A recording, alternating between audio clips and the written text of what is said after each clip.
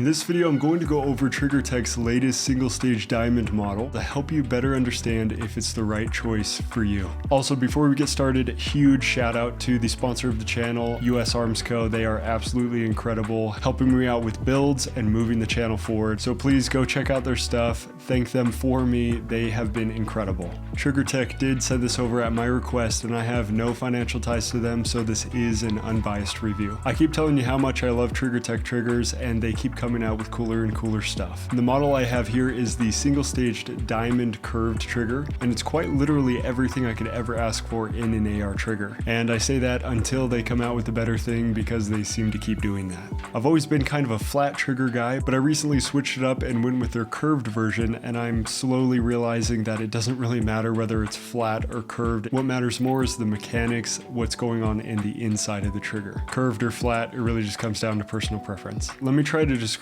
how this thing works the best I can. This is the only true zero creep single stage trigger on the market that I'm aware of, and there was an incredible amount of ingenuity that went into developing it. If you're familiar with their two-stage triggers, the same zero creep technology is used in their single stage triggers, which is comprised of this free-floating roller that is captured between the sear and the ticker. This tech makes it possible for them to eliminate creep from every one of their triggers, and that kind of innovation I feel like is wild. I guess when they were developing the tech, they were having a ton of issues when they removed the first stage because their disconnect design required a first stage, and in order to eliminate any movement in the lever before the break required a completely new disconnect profile. Another advantage of the two-stage design from a manufacturing perspective is that any stack-up lever slope is masked by the first stage, so they had to fix the processes and tolerances for all three pivots in the lever disconnect stack to ensure a perfectly crisp first stage. What you're looking at now is a trigger scan that shows the force and displacement of the single stage AR diamond trigger versus a two-stage AR diamond trigger, both set at 1.5 pounds. The chart shows the single stage's immediate zero creep break, which again is wild, and honestly it feels even better than it looks on paper.